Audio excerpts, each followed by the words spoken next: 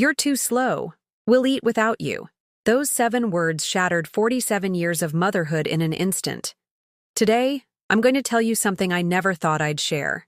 And if you, for even a second, feel like this sounds familiar, please leave a like and subscribe. It'll help me keep finding the courage to tell these truths. My name is Evelyn Carter, and I'm 72 years old. I live in a modest 2-story house on Maple Street in Des Moines, Iowa. The same house where I raised 3 children, hosted countless Christmas dinners, and spent sleepless nights nursing sick grandchildren back to health. The morning light streams through lace curtains I've been meaning to replace for 5 years, casting gentle shadows across hardwood floors that have witnessed decades of family gatherings, birthday parties, and quiet moments of joy that now feel like borrowed memories. That Sunday morning started like any other. I'd risen at 6:30, as I had every morning for the past 50 years, my joints protesting with the familiar ache that comes with age and a lifetime of service to others. The arthritis in my hands had been particularly troublesome lately, making simple tasks like buttoning my cardigan or tying my scarf take longer than they used to. But I'd learned to be patient with my body, to work with its limitations rather than fight against them.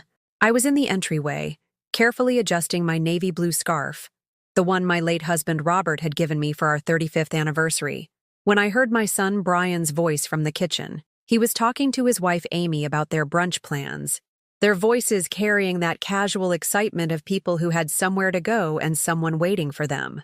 I smiled to myself, remembering when Brian was 8 years old and would bounce around the kitchen on Sunday mornings, begging me to make my famous blueberry pancakes. "Mom's taking forever again."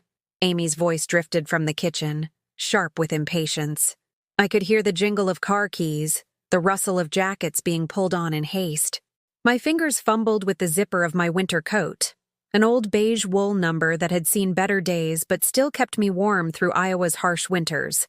The zipper stuck halfway up, the way it always did, requiring a gentle coaxing that my arthritic fingers struggled to provide. I was almost ready, just another minute to get the zipper unstuck, to grab my purse from the side table, to make sure I had my reading glasses for the menu. We were going to Perkins, the family restaurant where we'd celebrated every Mother's Day for the past 15 years, where the waitresses knew my order by heart and always brought me extra coffee without asking. That's when Amy appeared in the doorway, her blonde hair perfectly styled, her designer purse slung over her shoulder with the casual confidence of someone who'd never had to worry about whether she could afford such luxuries. She looked at me struggling with my zipper, her green eyes holding an expression I'd seen too many times before, a mixture of irritation and barely concealed disdain. "You're too slow," she said, her voice carrying the authority of someone who'd grown tired of waiting. "We'll eat without you."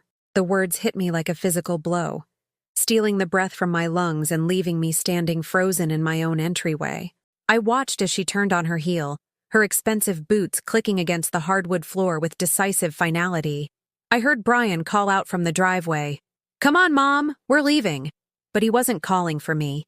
He was calling for Amy. I was just Mom now, the old woman who couldn't keep up, who slowed everyone down, who had become more burden than blessing in the family she'd spent her entire adult life nurturing and protecting. The front door closed with a soft click that somehow sounded louder than a slam. Through the frosted glass panels, I watched the shadows of my family pile into Brian's silver SUV, their voices muffled but unmistakably filled with the relief of people who'd escaped an inconvenience. The engine started with a purr of German engineering, the car I'd helped them buy with my retirement savings 2 years ago when their old vehicle finally gave out.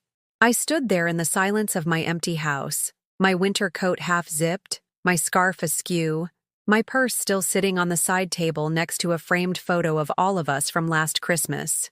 In the picture, I'm smiling broadly, my arms wrapped around my 2 grandchildren, 10-year-old Emma and 7-year-old Jake, while Brian and Amy stand behind us, their smiles looking natural and genuine. The photograph now seemed like evidence from a crime scene, proof of happiness that had apparently been more performance than truth.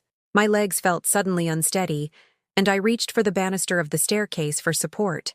The house around me felt different now, larger, emptier, echoing with the ghost of family dinners and holiday celebrations that had filled these rooms with warmth and laughter.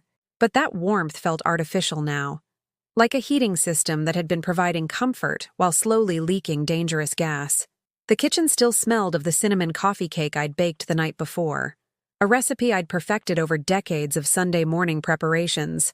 I'd risen early to make it, despite the pain in my knees from standing too long, because I knew Emma loved the way the cinnamon swirled through the tender cake, and Jake always asked for extra frosting.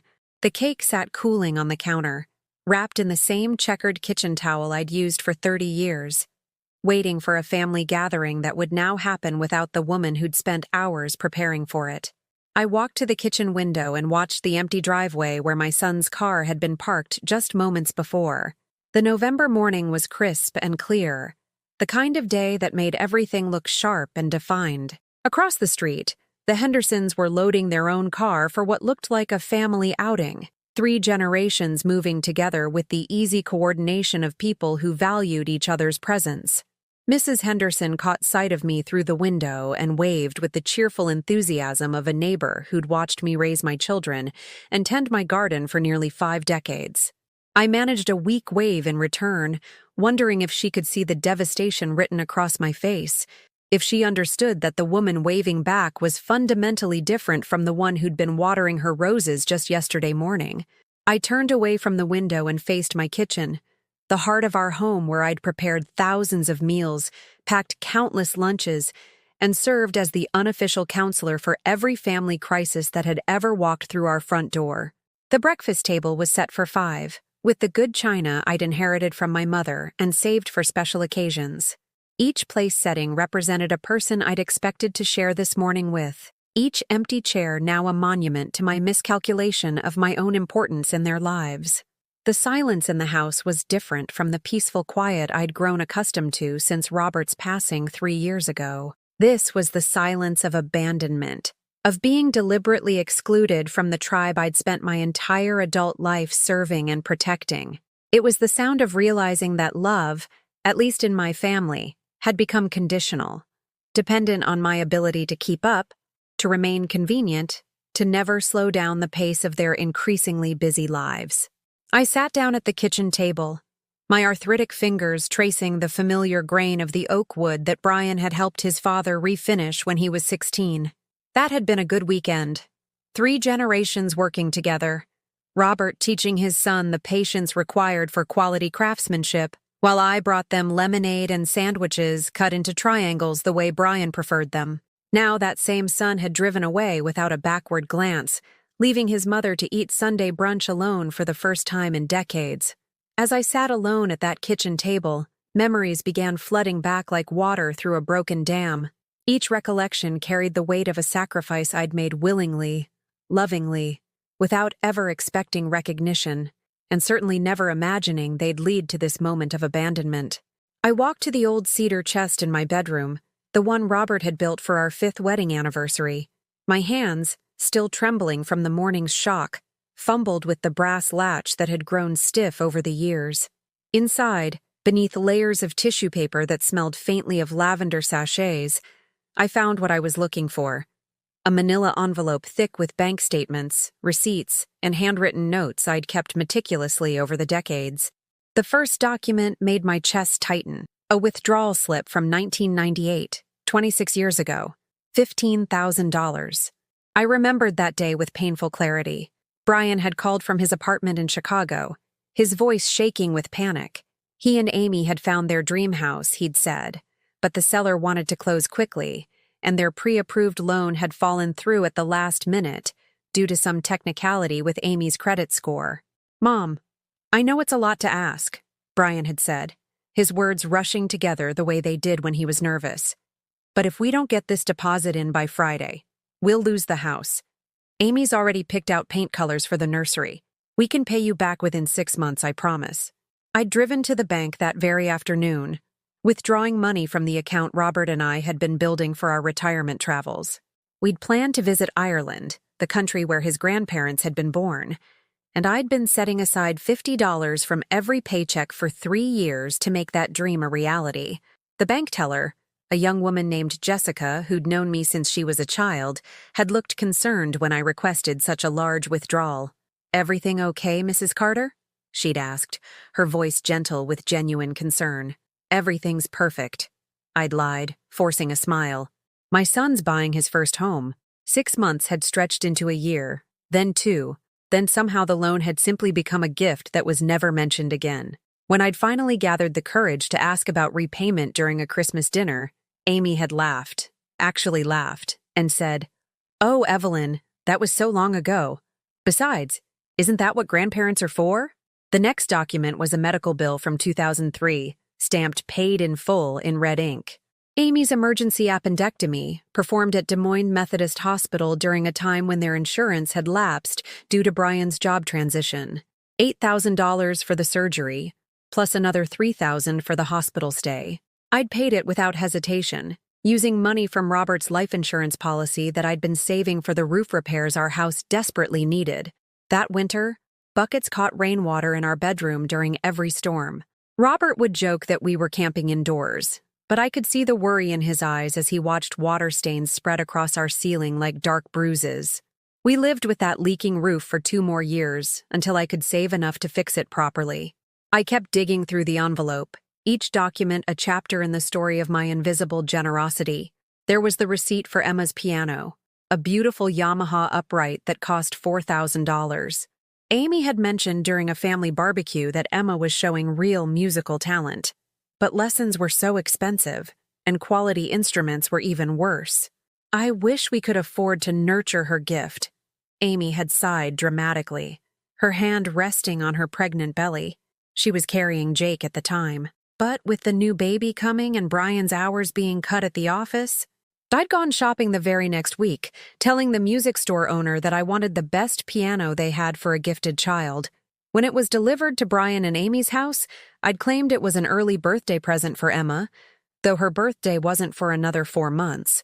The joy on Emma's face when she ran her small fingers across the keys for the first time had felt worth every dollar. That same summer, I'd also paid for Emma's first year of piano lessons, $75 per week for a qualified instructor who came to their house.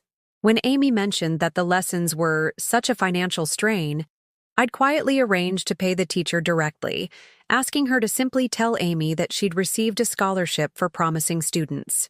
The receipts kept coming, each one a memory that now felt different in the harsh light of this morning's abandonment. Jake's hockey equipment when he'd made the traveling team, $600 for skates, pads, helmet, and stick. The deposit for their family vacation to Disney World in 2015, $2,000 that I'd contributed after overhearing Amy tell her sister on the phone that they'd have to cancel the trip because money was tight. "The kids have been looking forward to this for months," Amy had said, her voice carrying that particular tone of martyrdom she'd perfected over the years. "But we just can't swing it right now with Brian's student loans still hanging over us."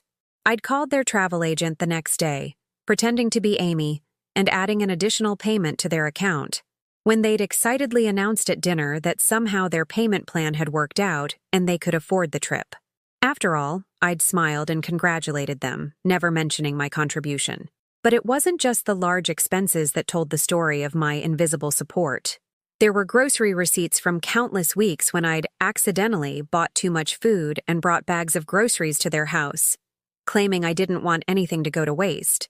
There were utility bill stubs from the winter of 2012 when Brian had been laid off, and I'd quietly paid their heating bill for 3 months after noticing that Emma and Jake were wearing sweaters indoors during visits. The most painful document was a handwritten note I'd kept from Emma's 8th birthday party. It was a thank you card she'd made herself, decorated with crayon drawings of flowers and hearts. In her careful child's handwriting, she'd written, "Thank you, Grandma, for making my party so special. Mommy said you paid for everything because you love me. I love you too." That party had cost me $800. Venue rental, decorations, cake, entertainment, and goodie bags for 20 children. Amy had approached me 2 weeks before the party with tears in her eyes, explaining that they'd forgotten to budget for Emma's birthday and didn't have money for anything beyond a homemade cake. I'd offered to help with the party planning, and somehow helping had become paying for everything. What made Emma's note particularly painful was a conversation I'd overheard that same evening. Amy was talking to another mother, describing the elaborate party as if she'd planned and paid for every detail herself. "I just believe children should have magical birthdays," Amy had said, accepting compliments on the decorations I'd chosen and the entertainers I'd hired. "It's worth the sacrifice to see them happy." I found receipts for school supplies every August, new clothes for both children when they'd outgrown their wardrobes, Christmas presents that I'd purchased and wrapped while Amy took credit for choosing them. There was the bill for Jake's broken arm in 2018, the portion that insurance didn't cover, which I'd paid after Amy mentioned they'd have to set up a payment plan with the hospital. The pattern was always the same. Amy would mention a financial strain, usually in passing and often to someone else within my hearing. I would quietly solve the problem without fanfare or expectation of recognition. The family would benefit from my generosity while I remained invisible, my contributions erased as thoroughly as if they'd never happened. The most heartbreaking discovery in my envelope was a bank statement from last month. It showed a transfer of $5,000 to Brian's account. Money I'd sent when Amy had called crying about their mortgage payment being late due to an unexpected car repair. She'd sobbed into the phone about how embarrassed they were to ask, how they'd never needed help before, how they just needed to get through this one rough patch. "We'll pay you back as soon as Brian gets his bonus in December," she'd promised through her tears. "I'm so sorry to even ask, Mom. I know you're on a fixed income." That conversation had happened 3 weeks ago, 3 weeks before they'd driven away without me, leaving me standing in my entryway like a forgotten coat they no longer needed. As I sat surrounded by decades of evidence of my invisible generosity, a terrible realization began to take shape. I hadn't been supporting my family out of love. I'd been buying their tolerance. Every check I'd written, every bill I'd paid, every crisis I'd solved had been a payment to maintain my place in their lives. And the moment I'd become inconvenient, the moment my aging body had slowed them down, all those payments had been revealed as worthless. I was their ATM, not their mother. Their safety net, not their family. Their solution to financial problems, not a person worthy of basic consideration. The evidence was overwhelming, undeniable, and devastating. In my bedroom, surrounded by receipts for a love I'd apparently only imagined, I finally understood the truth. I hadn't been too slow this morning. I'd been too generous for too long, and they'd grown so accustomed to my invisible support that they'd forgotten I was even there. The financial evidence was devastating enough, but as I sat in the growing shadows of my bedroom, I realized the money was only part of the story. The real cruelty had been in the small moments, the daily erosions of dignity that had worn away my sense of worth so gradually that I'd barely noticed I was disappearing. I walked to my kitchen calendar, the one with kittens on it that Emma had given me 2 Christmases ago. Each month was filled with my careful handwriting, doctor's appointments, grocery shopping, volunteering at the community center. But scattered throughout were dates that told a different story entirely. March 15th, my 72nd birthday. I'd circled it in red ink 6 months earlier, the way I always did with important family occasions. I'd spent the morning baking my own birthday cake, a German chocolate recipe that had been Robert's favorite, hoping the familiar ritual would combat the loneliness that had been growing heavier each year since his passing. I'd set the table for 5, using the good china and the crystal glasses we'd received as wedding gifts. I'd even picked daffodils from my garden and arranged them in the vase Emma had made in her middle school art class. By 2 o'clock, the appointed time for our family dinner, everything was perfect. By 3 o'clock, I was calling Brian's phone, listening to it ring and ring before going to voicemail. By 4 o'clock, I was cutting myself a slice of cake, singing "Happy Birthday" in a voice that cracked on the high notes. Brian had called the next evening, his tone casual and slightly irritated when I mentioned my birthday dinner. "Oh, Mom, was that yesterday?" Amy had it on her calendar for next weekend. You know how crazy our schedule gets with the kids' activities. Amy had never apologized. When I'd mentioned the mix-up during our next visit, she'd shrugged and said, "Well, you should have reminded us. We're not mind readers." I'd reminded them. I'd mentioned it 3 times in the 2 weeks leading up to my birthday, but apparently, my reminders were as invisible as everything else about me. June 8th was circled in blue. The day I'd spent in the emergency room after a dizzy spell had caused me to fall in my kitchen. I'd lain on the linoleum floor for 20 minutes before managing to pull myself up and call 911, my hip screaming with pain that turned out to be a severe bruise and a minor fracture in my tailbone. The emergency room doctor, a kind woman about Amy's age, had asked about my emergency contacts. I'd given her Brian's number, expecting him to arrive within the hour. He lived only 15 minutes from the hospital. Instead, he'd answered the doctor's call with audible annoyance. "Is it serious?" I'd heard him ask through the phone the doctor held away from her ear. "Because we have Jake's baseball game tonight, and Amy already bought snacks for the whole team." The doctor's expression had shifted from professional concern to barely concealed disgust.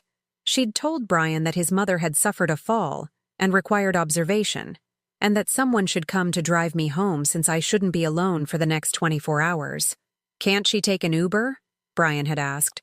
I'd spent that night alone, despite the doctor's recommendations. Brian had texted around 9 p.m. "Sorry, Mom. Jake's game went into extra innings and then the team went for pizza. Amy said you're tough as nails anyway. Call if you need anything serious." I hadn't called. I'd learned by then that my definition of serious and theirs existed in entirely different universes.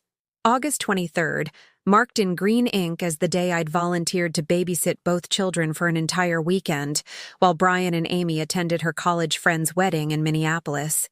I'd been excited about the sleepover, planning activities and preparing their favorite meals. Emma was going through a difficult phase at school, struggling with friendship drama, and I'd hoped the weekend would give us time to talk. Friday evening had started beautifully. Emma had helped me make homemade pizza, and we'd watched her favorite movie while Jake built elaborate structures with his Legos on the living room floor. But around midnight, Emma had developed a fever and begun vomiting. Jake had followed suit by 2 in the morning, both children burning with fever and too sick to keep even water down. I'd called Brian's hotel room at 3 a.m., my voice shaking with exhaustion and worry. "The children are very sick," I'd told him. "Emma's fever is 102, and they're both dehydrated. I think we need to take them to urgent care." "Oh, for crying out loud," Amy's voice had come through the phone speaker. "Kids get stomach bugs all the time. Just give them some Tylenol and let them sleep it off. Amy, Emma's fever won't break and—" "Mom?" Brian's voice had interrupted, tight with irritation. "Amy knows what she's talking about. She's their mother. Just handle it, okay? We'll be home tomorrow night." I'd spent that weekend alternating between taking temperatures, cleaning up vomit, and holding ice packs against feverish foreheads. By Sunday morning, both children were improving, but I was exhausted beyond measure. When Brian and Amy had returned Sunday evening, tanned and relaxed from their romantic getaway, Amy's first words had been criticism. "Why does the house smell like Lysol? And why are there towels all over the bathroom floor?" I'd explained about the children's illness, about the fever and vomiting, about my sleepless weekend of care. Amy had rolled her eyes and said, "They always exaggerate when they're sick. A little stomach bug never killed anyone." Neither of them had thanked me. Neither had asked how I was feeling after my exhausting weekend. Amy had actually complained that I'd let the children watch too much television during their illness, as if I should have enforced screen time limits while they were vomiting every hour. The pattern of dismissal and diminishment had become so constant that I'd stopped recognizing it as abnormal. During family dinners at my house, conversations would flow around me as if I were a piece of furniture. Brian and Amy would discuss their work, their friends, their plans, while I served course after course of meals I'd spent hours preparing. When I'd try to contribute to conversations, Amy would often interrupt me mid-sentence to address one of the children, or Brian would suddenly remember something urgent he needed to check on his phone. My stories about my volunteer work at the community center, my memories of their childhood, my opinions on current events, all were met with polite but vacant smiles, as if they were tolerating an elderly stranger rather than engaging with their family matriarch. The most painful example had occurred just last month during our usual Sunday dinner. I'd been telling them about Mrs. Patterson, my neighbor who'd recently lost her husband of 50 years. She'd been struggling with loneliness and depression, and I'd been checking on her daily, bringing her meals and sitting with her during the difficult evening hours. "She reminds me so much of myself after your father died," I'd said, passing the mashed potatoes around the table. The way grief can make you feel invisible, like you're not quite real anymore.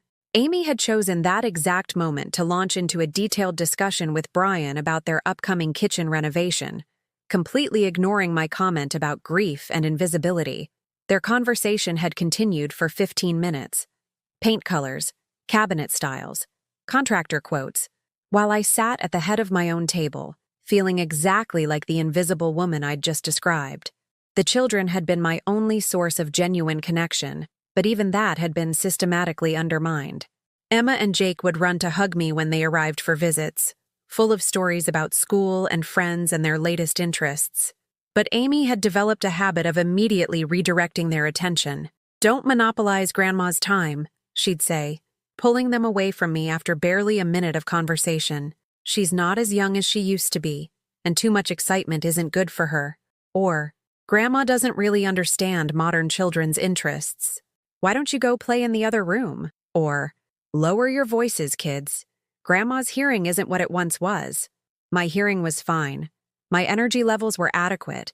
My interest in their lives was boundless. But Amy had created a narrative where I was frail, outdated, and easily overwhelmed. A narrative that gave her permission to limit my interactions with my own grandchildren. The breaking point had been building for months, but I'd refused to see it clearly. There were the phone calls that went unanswered for days, followed by brief texts explaining that they'd been super busy. There were the family photos shared on social media that somehow never included me, despite my presence at every gathering. There were the conversations that stopped when I entered a room, as if my presence changed the very atmosphere. Most devastating were the promises that were made and broken with casual indifference. "We'll call you Sunday," followed by silence. "We should have lunch soon," followed by weeks of nothing. "The kids miss you so much," followed by visits that were shortened or canceled for trivial reasons. Last week, I'd overheard a conversation that had shattered what remained of my illusions. Amy had been on the phone with her sister, not realizing I was in the kitchen putting away dishes from dinner. "She's getting more demanding as she gets older," Amy had said, her voice carrying that tone of weary martyrdom I'd heard so often.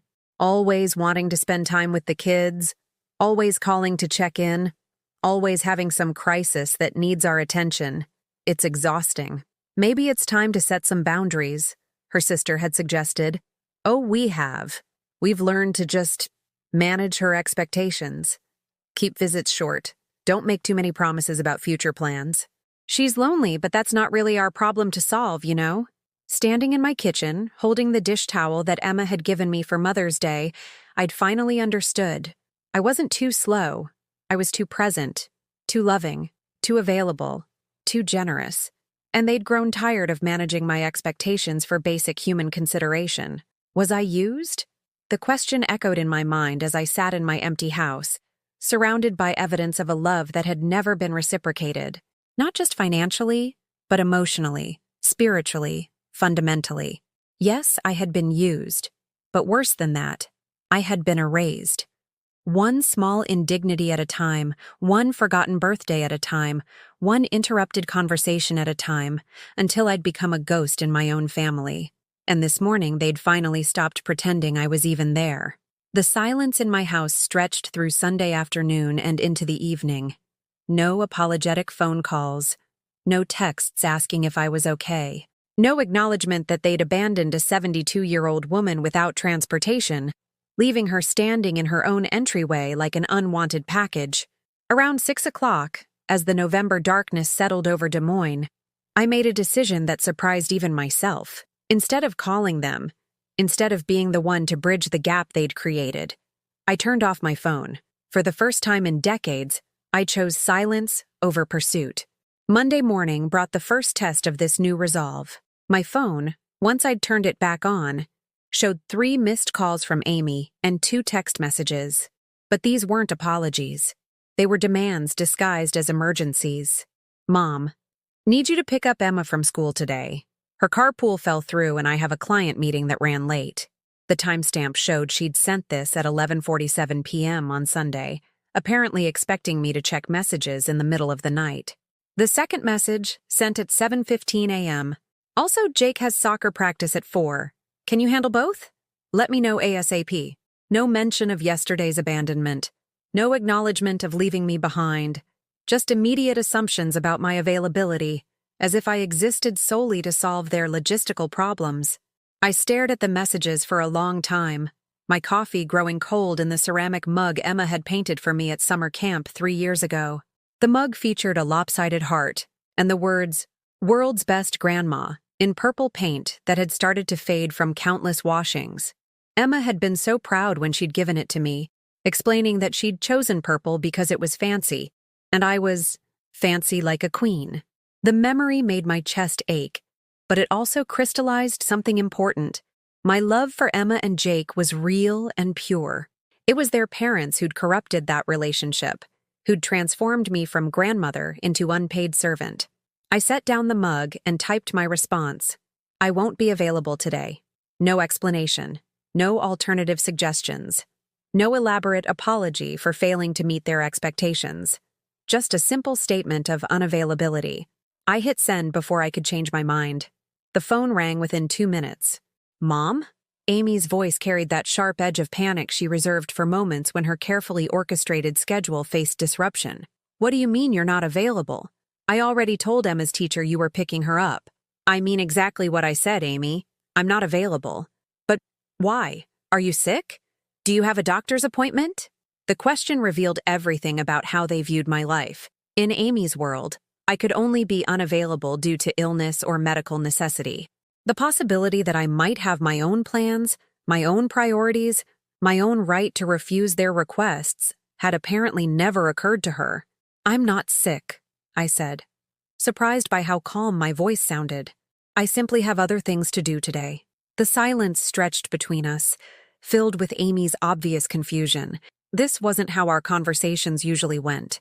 Typically, I would have already launched into an explanation of how I could rearrange my schedule to accommodate their needs, offering alternatives and solutions before they'd even finished asking. What other things? Amy's voice had shifted to that tone of barely controlled irritation she used when the children didn't respond to her instructions quickly enough. That's not really your concern, is it? The words came out of my mouth before I'd fully formed the thought, and I felt a strange sensation. Like stepping off a curb I hadn't realized was there. For 50 years, I'd answered every question, explained every decision, justified every moment of my time as if I were an employee reporting to a supervisor rather than a mother speaking to her daughter-in-law. Excuse me? Amy's voice had gone deadly quiet.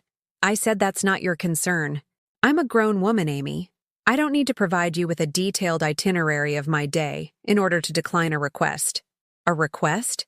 This isn't a request, Mom. This is family. This is what families do for each other. The hypocrisy was so stunning that I actually laughed. A sound that felt rusty and unfamiliar. What families do for each other? Like including everyone in Sunday brunch plans? Like that kind of family consideration? Another silence. This one heavier with recognition. Amy knew exactly what I was referencing. Look, about yesterday. No, I interrupted, surprising myself again. We're not talking about yesterday right now. We're talking about today. And today I'm not available to pick up your children or manage your scheduling problems. My scheduling problems? Amy's voice had risen to a pitch that made me hold the phone away from my ear. These are your grandchildren we're talking about. Don't you care what happens to them? The manipulation was so familiar, so automatic, that I almost fell into the old pattern of guilt and immediate capitulation. Amy had perfected the art of weaponizing my love for Emma and Jake, using my devotion to them as leverage to secure my compliance with whatever she needed.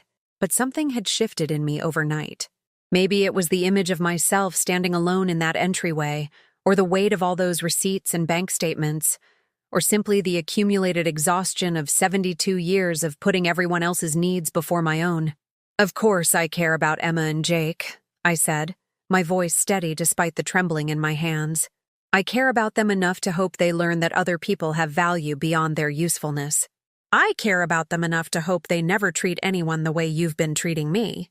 The way I've been, Amy sputtered, her voice escalating toward full outrage. I can't believe you're being so selfish. Over what, because we didn't wait for you yesterday? We were hungry, Mom. The kids were cranky. Sometimes life doesn't revolve around your schedule. My schedule? The laugh that escaped me this time was sharper, more bitter.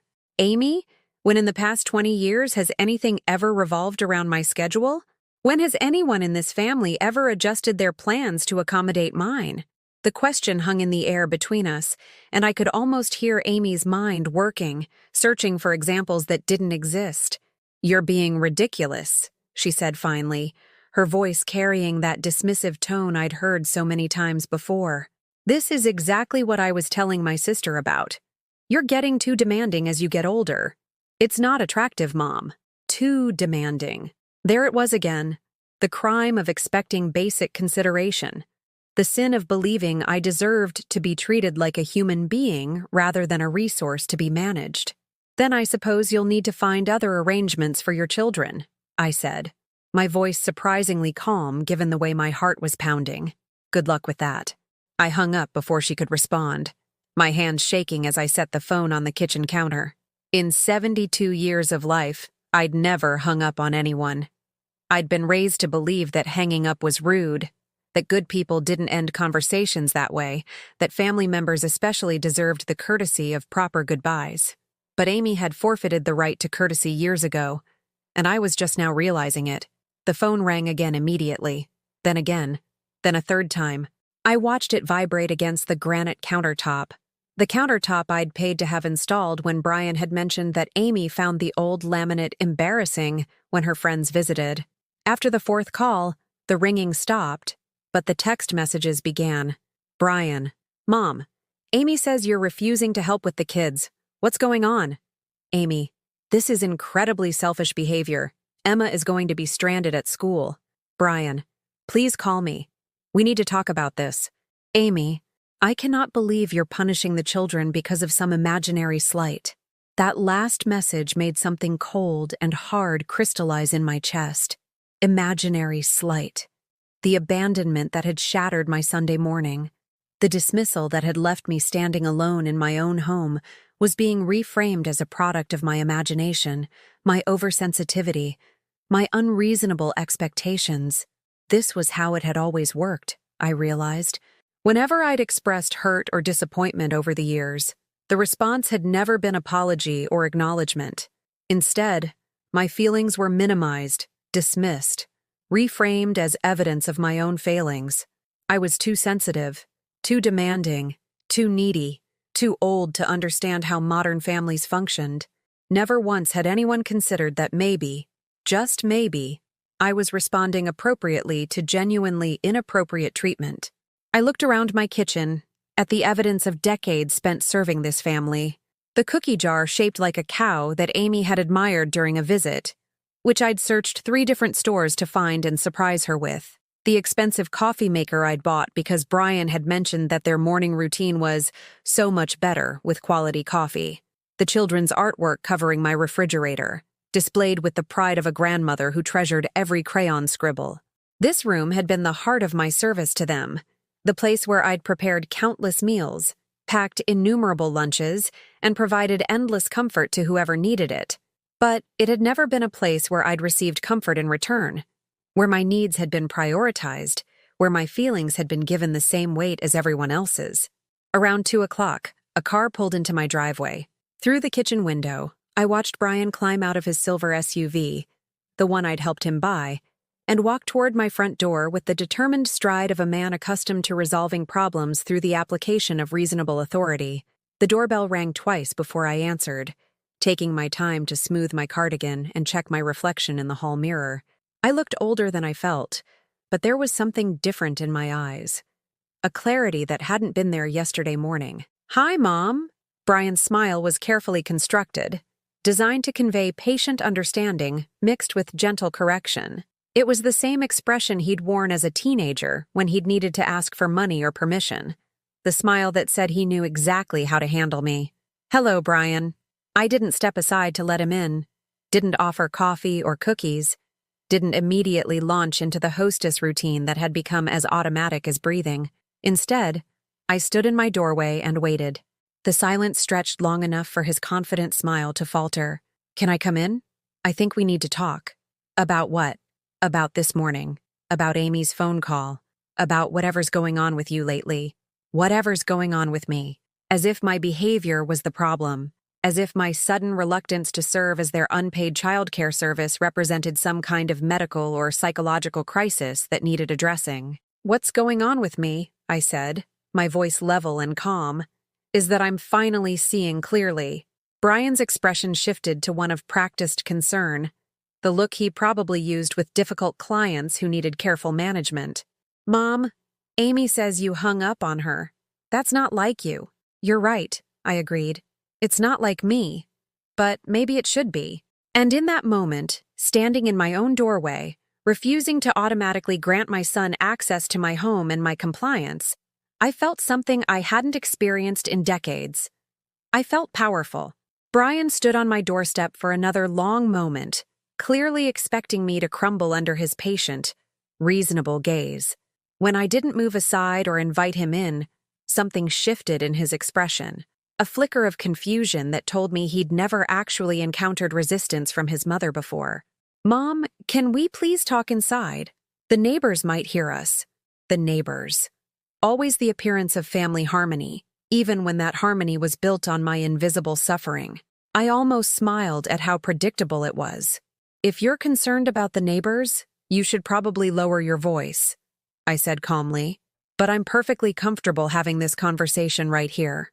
For the first time in my memory, Brian looked genuinely unsure of himself. The dynamic he'd expected, contrite mother, understanding son, quick resolution through his superior wisdom, wasn't materializing. "Look, I know Amy can be direct sometimes, but she's stressed, Mom. We both are.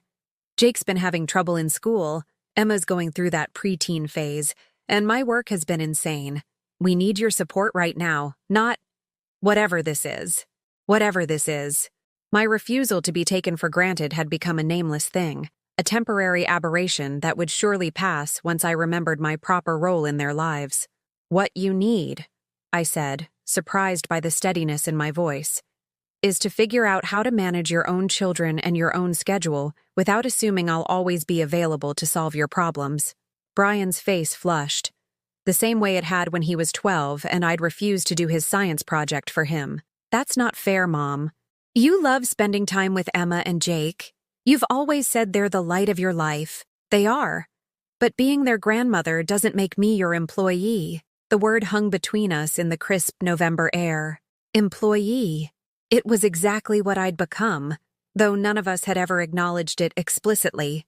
I provided services, childcare, financial support, emotional labor, and in return, I received the minimum amount of attention necessary to keep me functional and compliant. "That's a terrible thing to say," Brian said, his voice carrying that wounded tone he'd perfected as a teenager.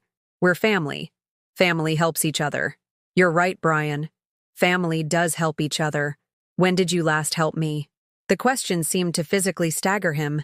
His mouth opened, then closed, as his mind apparently ran through decades of interactions, searching for examples of reciprocal support that simply didn't exist. Mom, you've never asked for help. You've always been so independent, so capable. We didn't think you needed anything." It was almost funny how easily they'd convinced themselves that my self-sufficiency was evidence of my lack of needs rather than proof of my abandonment.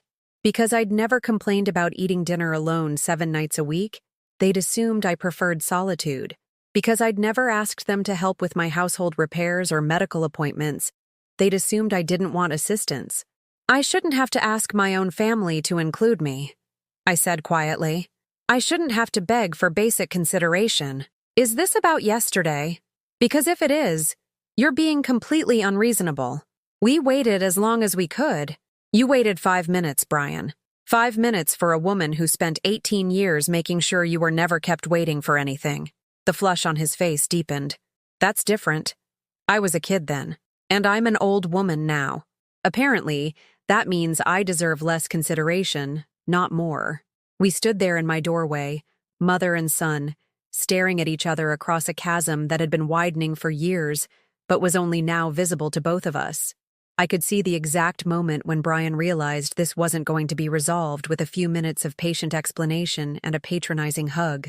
"What do you want from us, Mom?" His voice had taken on an edge of frustration. What would make you happy? What would make me happy?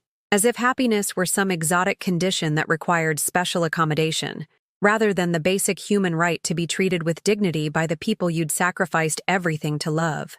I want you to leave, I said simply. Brian's eyes widened. What? I want you to get in your car and drive away. I want you to figure out your own childcare arrangements and your own scheduling problems. And I want you to think, really think, about how you've been treating me. Mom, you're being irrational. Goodbye, Brian. I stepped back and closed the door, turning the deadbolt with hands that were surprisingly steady. Through the frosted glass, I could see his silhouette standing motionless for several minutes before finally walking back to his car. The house fell silent again, but this time the silence felt different. Not empty, but full of possibility. For the first time in decades, I was alone by choice rather than by circumstance. That evening, I did something I hadn't done in years. I made dinner just for myself. Not a large pot of soup that could feed a family, not a casserole that would provide leftovers for unexpected guests, but a single chicken breast seasoned exactly the way I liked it, paired with vegetables I actually enjoyed, rather than ones chosen to please the pickiest eaters in my family. I ate at my kitchen table, the same table where I'd served thousands of meals to others. But this time I lit a candle and used the good china I'd been saving for special occasions that never seemed to come. I poured myself a glass of wine from a bottle I'd been keeping for when we have company, finally realizing that I was worthy of my own best treatment. The meal was delicious, made more so by the revolutionary act of preparing food solely for my own pleasure. That night, I slept better than I had in months. The next morning brought a new volley of messages, but their tone had shifted from demanding to desperate. Amy. Mom, I've arranged other pickup for Emma, but we need to talk. This can't continue. Brian. I talked to Dad's cousin Margaret. She says you've been feeling neglected lately. We want to fix this. The mention of Margaret, Robert's cousin who lived in Florida and called me every few months, made me pause. I'd spoken to her 2 weeks ago during one of her regular check-ins, and apparently, I'd been more honest about my loneliness than I'd intended. Now they were consulting my extended family, gathering intelligence about my mental state as if I were a problem to be diagnosed and solved. But there was something else in Brian's message that struck me. We want to fix this. Not, we want to understand you, or we want to make things right. They wanted to fix me, to restore me to my previous state of compliant availability. I deleted both messages without responding. Instead, I did something I'd been putting off for months. I called Dr. Patterson, my physician, and scheduled a complete physical. Then I called the dentist for a cleaning I'd been postponing.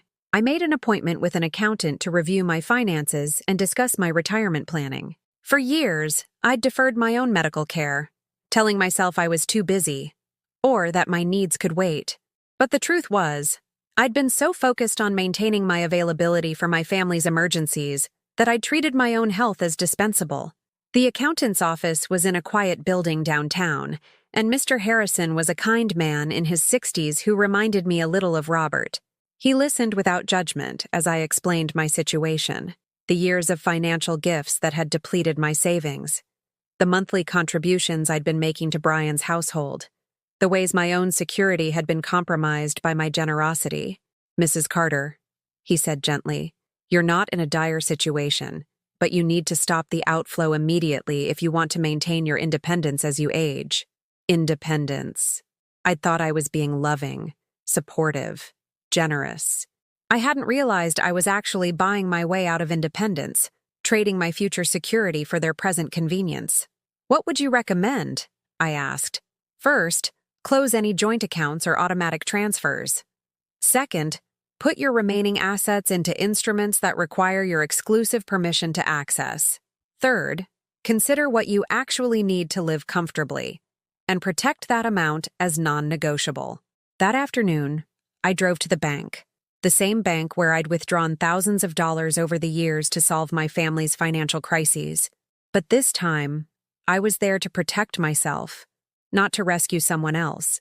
The young woman helping me was professional and kind, asking no questions as I closed the joint account I'd maintained with Brian for emergencies and moved my money into new accounts with my name only. She printed out statements showing my new balances, and for the first time in years, I felt like I was looking at my future rather than watching it disappear. As I drove home, I realized something profound had shifted in me. The panic I'd expected to feel, the fear of losing my family's love, hadn't materialized. Instead, I felt something I'd almost forgotten: self-respect. That evening, Emma called. "Grandma?" Her voice was small, confused. "Mom says you're mad at us." "Are you mad at me?" My heart clenched, hearing the worry in my granddaughter's voice. This was what I'd been afraid of, that my newfound boundaries would hurt the children I loved more than life itself. "Oh, sweetheart," I said, settling into my favorite chair. "I'm not mad at you. I could never be mad at you or Jake. But Mom says you won't help us anymore. She says you don't want to see us." The manipulation was breathtaking in its cruelty. Amy was using my beloved grandchildren as weapons, frightening them with the possibility of losing their grandmother's love to pressure me back into compliance. "Emma, listen to me very carefully," I said, my voice steady despite the fury building in my chest. "I love you and your brother more than all the stars in the sky. That will never change, no matter what happens between the grown-ups." "Then why won't you pick me up from school anymore?" "Because, honey, your parents need to learn how to take care of their own responsibilities. It doesn't mean I love you less.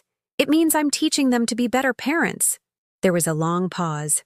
Emma was a bright child, and I could almost hear her processing this information. "Like when you taught me to tie my own shoes instead of doing it for me?" "Exactly like that, sweetheart." "Oh," another pause. "Grandma? Can I still call you when I'm sad?" "Always," I promised. "You can always call me when you're sad, or happy, or just because you want to talk. That will never change." After we hung up, I sat in my living room as darkness fell around me, feeling something I hadn't experienced in decades. Peace. Not the brittle peace of conflict avoidance, but the deep peace that comes from finally standing up for yourself. Tomorrow would bring new challenges, I was sure. Amy and Brian wouldn't give up easily. They'd invested too much in keeping me in my designated role as family servant to accept my resignation without a fight. But for the first time in years, I was looking forward to tomorrow, because tomorrow, I would wake up as a woman who had remembered her own worth. 3 days passed in blessed quiet. No demands disguised as requests. No guilt-laden phone calls. No unexpected visits requiring me to drop everything and solve someone else's crisis. I began to remember what my own rhythm felt like: reading in the morning with actual coffee instead of instant, taking walks when I wanted to rather than when my schedule allowed, preparing meals that reflected my preferences rather than someone else's dietary restrictions. But I should have known the silence wouldn't last. Friday evening, as I was settling in with a cup of tea and a mystery novel I'd been trying to finish for months, headlights swept across my front windows. Not one car, but two. Brian's silver SUV, followed by Amy's white sedan. They'd come together, presenting a united front for whatever intervention they'd planned.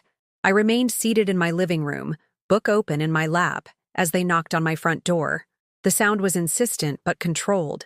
Not the frantic pounding of an emergency, but the measured persistence of people who believed they had every right to demand access to my home and my attention.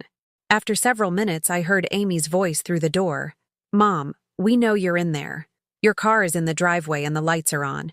We need to talk." Need. Everything was always about their needs. Their need for childcare, their need for financial support, their need for me to behave in ways that made their lives easier. My needs had never factored into any equation. I stayed seated. "This is ridiculous," Brian's voice joined his wife's. "Mom, open the door. We're not leaving until we work this out. Work this out." As if my newfound boundaries were a mechanical problem requiring adjustment, rather than a human being finally demanding basic respect.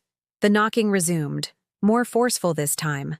I could hear them talking to each other in low, urgent voices, strategizing, no doubt, about how to handle their malfunctioning mother. After another 10 minutes, I heard the sound of a key turning in my lock. Brian still had the spare key I'd given him years ago for emergencies. Apparently, my refusal to grant them immediate access to my home constituted an emergency in their minds. "Mom?" Amy's voice called out as they entered my living room, both of them looking around as if they'd never seen the space before. There you are. Why didn't you answer the door? I closed my book carefully, marking my place with a leather bookmark Emma had made me in Vacation Bible School. The irony wasn't lost on me. I was being interrupted from reading about a murder mystery to deal with the people who were systematically killing my spirit. Because I didn't want to, I said simply. The honesty of it seemed to catch them off guard. They'd expected me to provide some elaborate excuse, illness or confusion, or some other explanation that would allow them to maintain their narrative of concerned family members dealing with an increasingly difficult elderly relative. Amy paused, clearly struggling with how to respond to such straightforward rebellion. That's not how family behaves, Mom. When family comes to visit, you open the door. When family comes to visit, I corrected, they call first to make sure it's convenient. They don't use emergency keys to break into your home because you've chosen not to answer the door. Brian moved to the chair across from me, settling into it with the presumptuous familiarity of someone who'd never been told he wasn't welcome. Mom, we're worried about you. This isn't like you. You keep saying that, Brian. But maybe the woman you thought you knew was actually the woman I thought you needed. Maybe the real me is exactly this. Someone who doesn't exist solely to serve your convenience. Amy remained standing, her arms crossed in a posture of aggressive defensiveness. Look, if this is about Sunday brunch, I already explained that we were hungry and the kids were getting cranky. Sometimes timing doesn't work out perfectly. This isn't about Sunday brunch, I said, though we all knew it was partially about that moment of casual abandonment. This is about Sunday brunch being a perfect example of how you've been treating me for years. How we've been treating you. Amy's voice rose to that pitch of indignant disbelief she'd perfected. Mom, we include you in everything. We invite you to every holiday, every birthday party, every family event. You invite me to work at every event, I corrected. To cook, to clean, to watch children, to solve problems. When was the last time I was invited somewhere just to enjoy myself? When was the last time someone else handled the logistics while I was simply a guest? The question hung in the air, and I watched as they both searched their memories for examples that didn't exist. Every invitation had come with implicit or explicit expectations of my labor.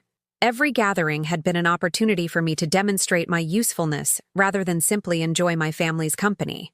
That's not fair, Brian said finally. You love cooking for family events. You've always said so. I said so because that's what was expected of me. Because the alternative was not being included at all. Amy's expression shifted to something approaching panic. So what are you saying? That you don't want to be part of this family anymore? I'm saying I want to be part of this family as Evelyn Carter, not as your unpaid employee. I want to be invited because you enjoy my company, not because you need my services. This is insane, Amy muttered, beginning to pace in front of my fireplace. Families help each other, Mom.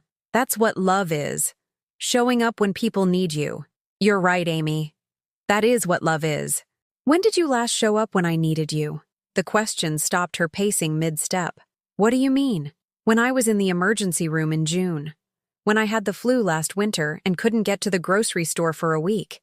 When I mentioned that I was lonely after your father died. When I said I was worried about money after helping you with Emma's piano. When have you ever shown up for me? You never asked. I shouldn't have to ask. The words came out louder than I'd intended, fueled by decades of suppressed frustration.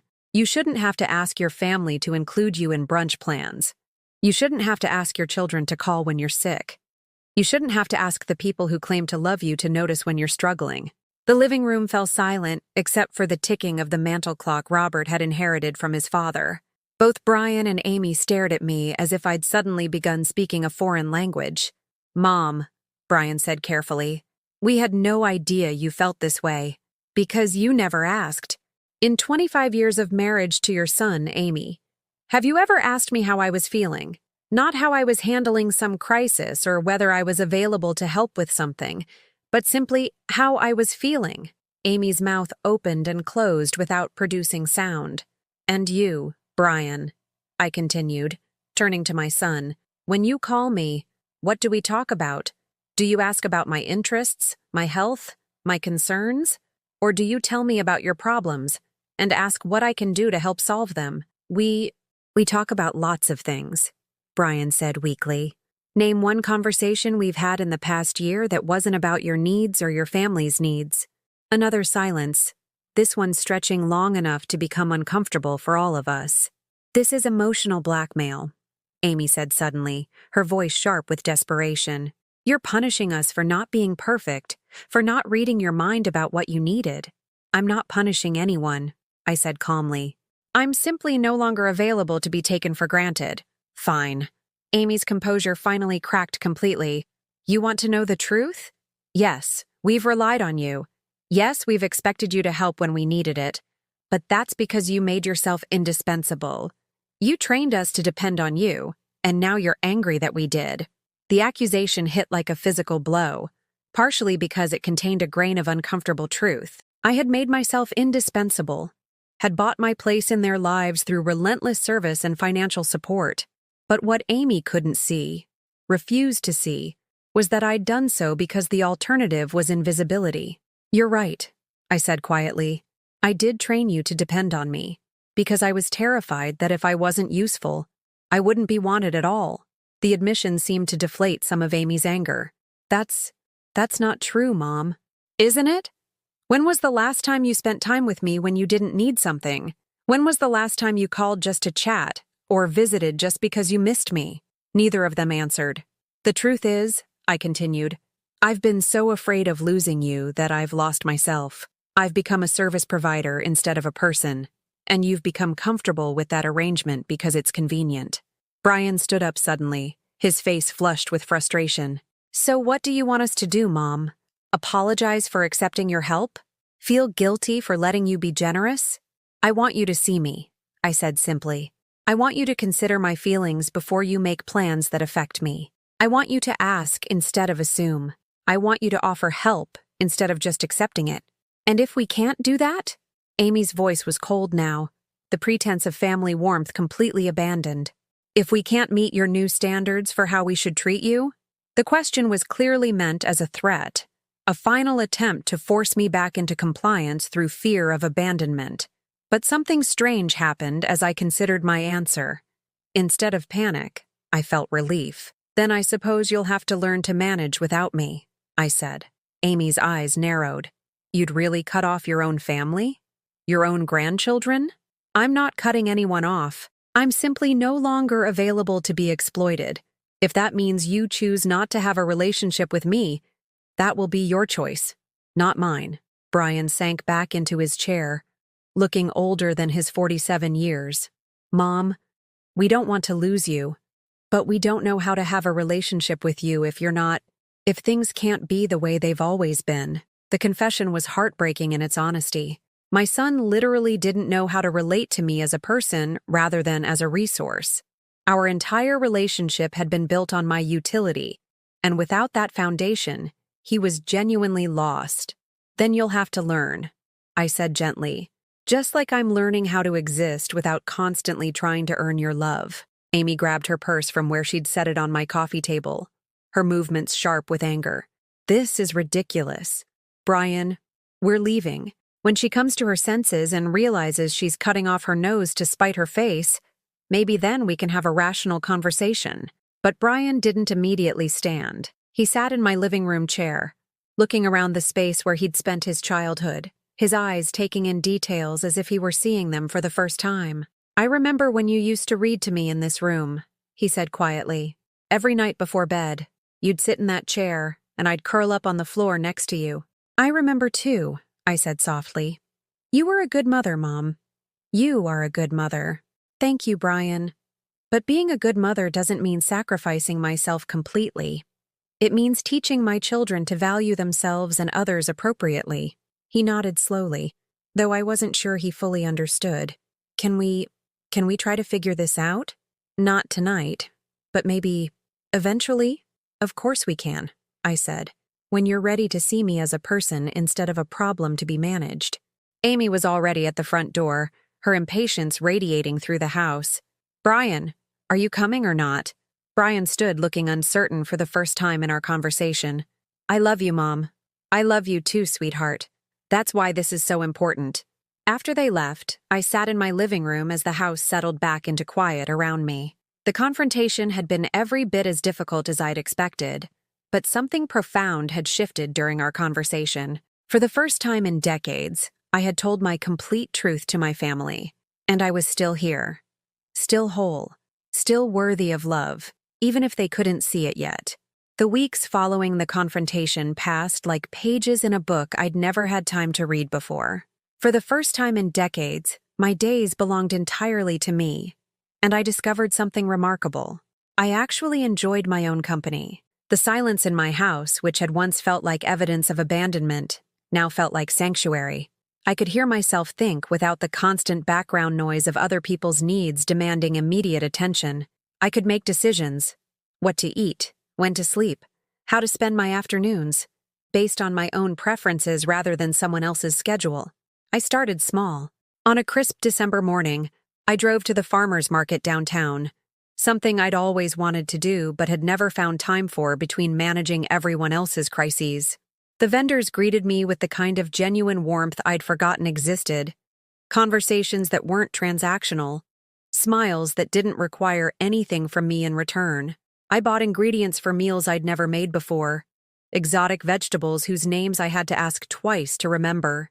At home, I experimented with recipes from countries I'd always dreamed of visiting, transforming my kitchen from a service station into a place of creative exploration.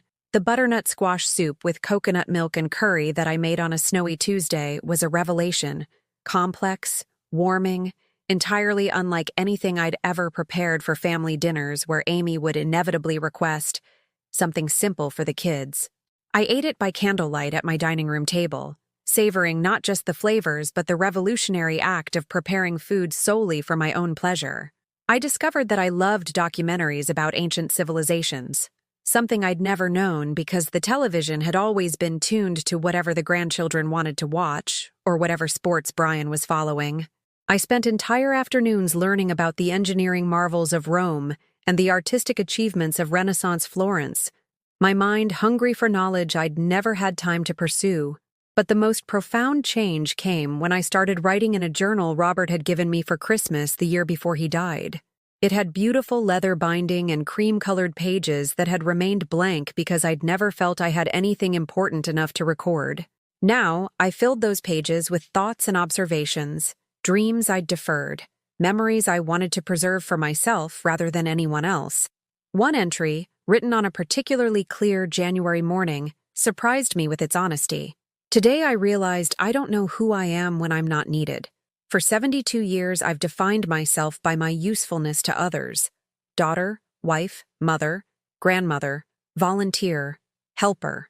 But who is Evelyn Carter when she's not fixing someone else's problems? I'm both terrified and excited to find out. The answer came gradually, in small discoveries that felt like gifts I was giving myself. I learned that I had strong opinions about architecture.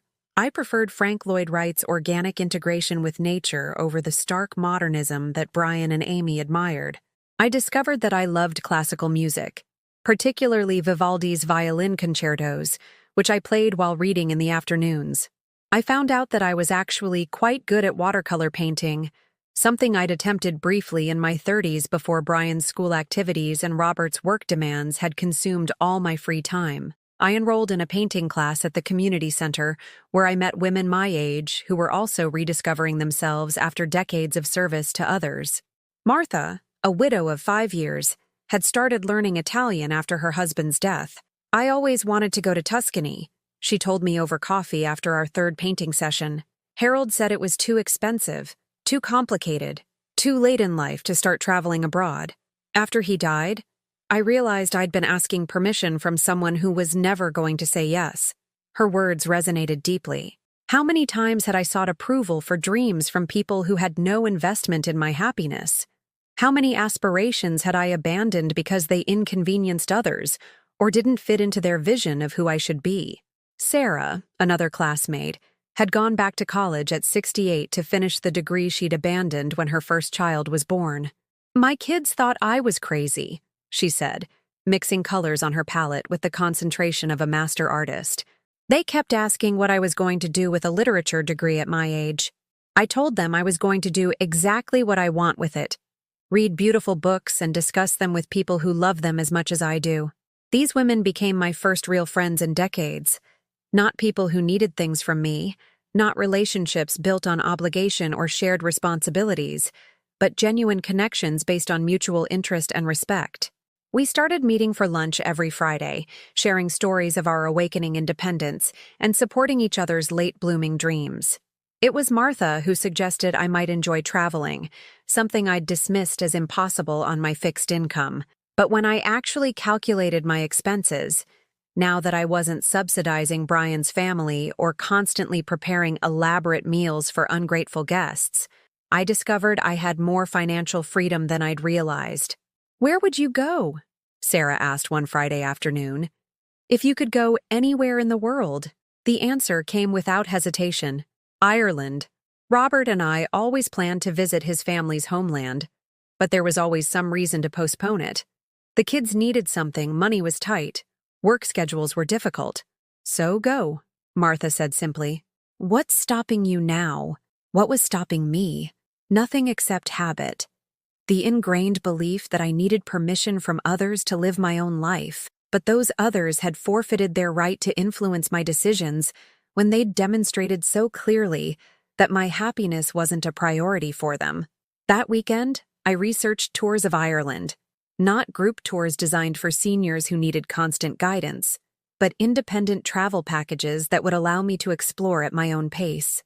I found a cottage rental in County Cork, near the village where Robert's great-grandfather had been born, available for 3 weeks in April. I booked it immediately, before I could second-guess myself or imagine all the reasons why it might be impractical. The trip planning became a source of daily joy. I bought guidebooks and maps, researched the history of the region, even started learning basic Irish phrases from online tutorials. For the first time in years, I had something to look forward to that belonged entirely to me. But the most significant transformation wasn't in what I was doing. It was in how I felt about myself. The constant anxiety that had plagued me for years, the sense that I was always one crisis away from losing my family's tolerance, began to fade. In its place grew something I'd almost forgotten: self-respect. I stopped apologizing for existing. When the grocery store clerk asked how my day was going, I answered honestly instead of deflecting attention away from myself. When my neighbor Mrs. Henderson invited me for coffee, I accepted without feeling guilty about wasting time that should have been spent in service to others. Most remarkably, I stopped checking my phone obsessively, hoping for contact from Brian or Amy. The silence from them, which would once have sent me into spirals of anxiety and self-doubt, now felt like confirmation that I'd made the right choice. If their love for me truly depended on my willingness to be exploited, then it hadn't been love at all. 3 weeks into February, on a Sunday morning that dawned clear and cold, I was in my kitchen making French toast. Real French toast with brioche and vanilla, not the quick version I'd served at countless family breakfasts, when I heard a car in my driveway. Through the window, I saw Emma climbing out of Brian's SUV, her backpack slung over her shoulder and a tentative smile on her face. She was alone. No parents, no little brother. Just my granddaughter approaching my front door with the careful steps of someone unsure of her welcome. I opened the door before she could knock. "Hi, Grandma," she said softly. "Dad dropped me off. He said maybe we could spend the day together. Just us." My heart swelled with an emotion I couldn't name. Part joy, part relief, part something deeper and more complex. This wasn't a family emergency or a childcare crisis disguised as a visit. This was my granddaughter choosing to spend time with me. "I'd love that, sweetheart," I said, stepping aside to let her in. "Are you hungry? I'm making French toast." Emma's face lit up. "The real kind? With the thick bread and the cinnamon?" "The real kind," I confirmed. And she followed me to the kitchen, chattering about school and friends and a book she was reading for English class. As I cooked, I listened. Really listened.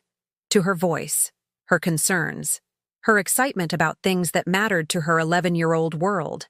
I wasn't mentally cataloging tasks I needed to complete or problems I needed to solve. I was simply present with my granddaughter, offering her the gift of my complete attention. "Grandma," she said as we sat down to eat, "are you really not mad at us anymore?" "Oh, honey," I said, reaching across the table to squeeze her hand. I was never mad at you. I was sad about some things with the grown-ups, but that was never about you or Jake. Mom said you didn't want to be part of our family anymore. The manipulation in Amy's words made my chest tighten, but I kept my voice calm. That's not true, Emma. I will always want to be part of your family. But I needed the grown-ups to treat me better, and sometimes teaching people how to treat you means setting boundaries. Emma nodded seriously, the way children do when they're processing complex adult concepts. Like when you taught me not to let kids at school take my lunch money. Exactly like that, I said, marveling at her insight. Sometimes people we love don't realize they're hurting us, and we have to show them where the lines are. We spent that Sunday afternoon painting watercolors together, Emma working on a landscape while I attempted a still life of the flowers she'd picked from my winter garden. She told me about her struggles with math, her excitement about trying out for the school play, her worries about fitting in with her peer group. These weren't conversations we'd been able to have when our visits were rushed and focused on adult agendas. This was the relationship I'd always dreamed of having with my granddaughter. Authentic, unhurried, built on genuine connection rather than obligation. When Brian came to pick her up that evening, Emma hugged me tightly. Can I come back next weekend, Grandma? Just me again? Anytime you want, sweetheart, I promised. Brian lingered on my doorstep, looking uncertain. She asked to come, he said. Emma, I mean. She's been asking for weeks. I'm glad she did. Mom, He paused, struggling with words. I've been thinking about what you said, about not knowing how to have a relationship with you if things can't be the way they were. And I want to learn. I don't know how, but I want to try. It was a small step, but it was genuine. For the first time in our confrontation, I heard vulnerability in my son's voice instead of defensiveness. I'd like that too, Brian, I said softly. After they left, I sat in my living room with a cup of tea, surrounded by the quiet contentment of a day well lived. The painting Emma and I had worked on sat on my easel, her vibrant landscape next to my still life. 2 different generations, 2 different artistic visions, but created together in harmony. I was no longer the woman who'd stood abandoned in her entryway, desperate for crumbs of attention from people who'd forgotten her value. I was Evelyn Carter, watercolor painter, Irish language student, future traveler, beloved grandmother, woman of substance and independence.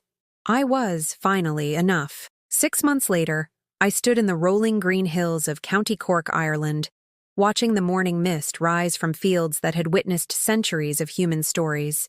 The cottage I'd rented sat like a postcard against the landscape, its stone walls weathered by Atlantic winds and painted the soft yellow of Irish butter. This moment, breathing air that Robert's ancestors had breathed, standing on soil they'd worked with their hands, should have felt like the culmination of a dream deferred. And it did. But more than that, it felt like evidence of something I'd never believed possible, that a 72-year-old woman could reinvent her entire life. The journey to this hillside had required more courage than I'd known I possessed. Not just the courage to travel alone to a foreign country, but the courage to believe I deserved such adventures in the first place. I'd spent 3 weeks exploring villages whose names I'd memorized from Robert's genealogy research, walking through graveyards where weathered headstones bore variations of his family name. In a pub in Clonakilty, an elderly man named Seamus had insisted on buying me a pint of Guinness when he'd learned about my connection to the area. Ah, the Murphys, he'd said, his eyes twinkling with the pleasure of shared heritage. My grandmother used to tell stories about the Murphy family. Said they made the finest soda bread in 3 counties before they left for America.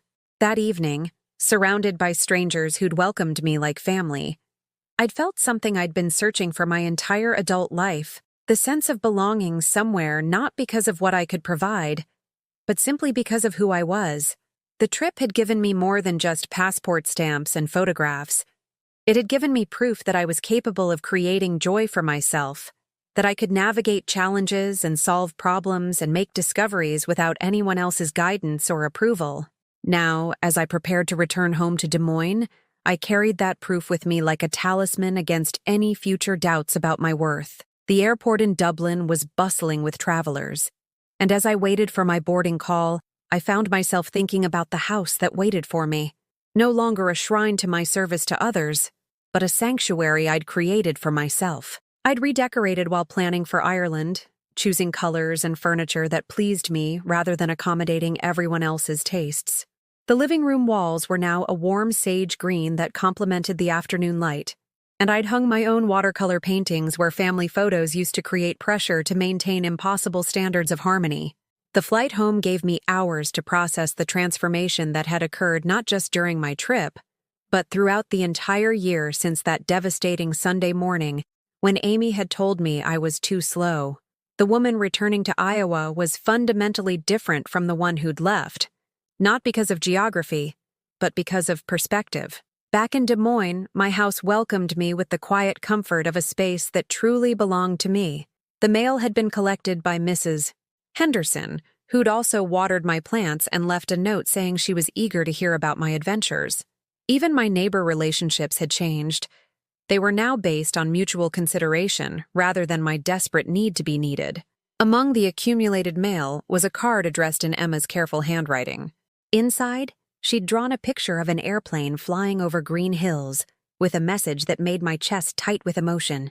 "Dear Grandma, I hope you're having the best adventure ever. I can't wait to hear all your stories.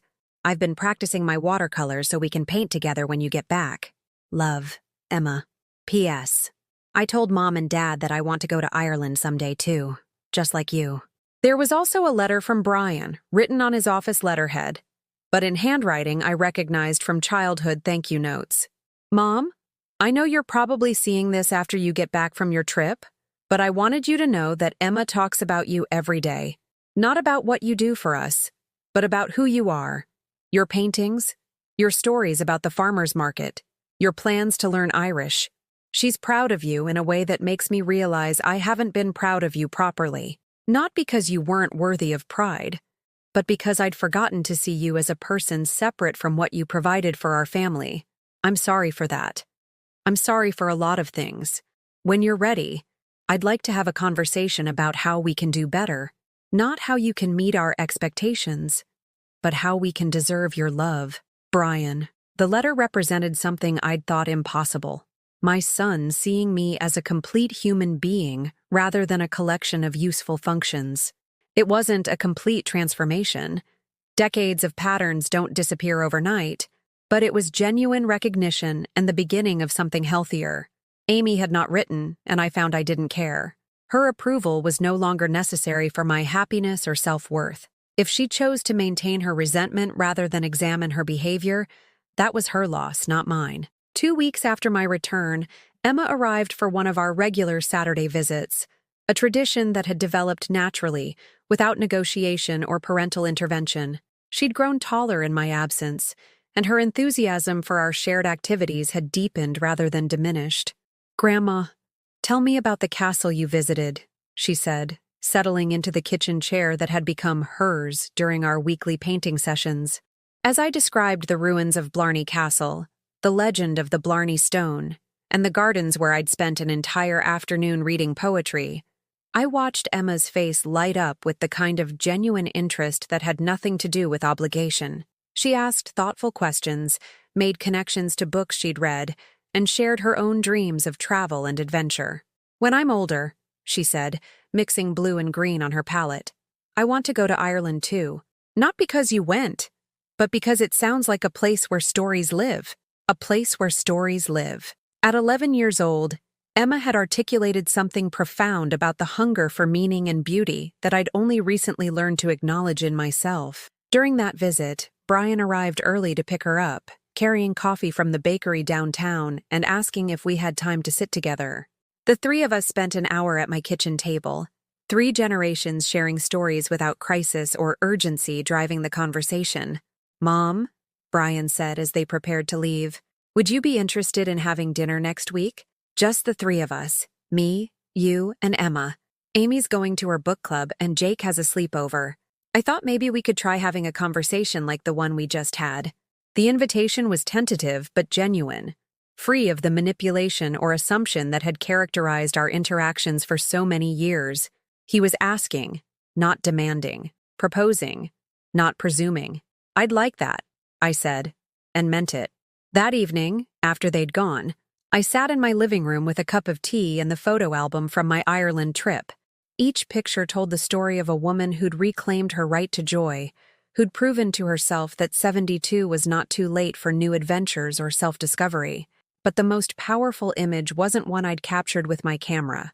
It was the memory of Emma's face when she'd said goodbye, the way she'd hugged me with the fierce affection of someone who chose to love rather than someone who felt obligated to pretend.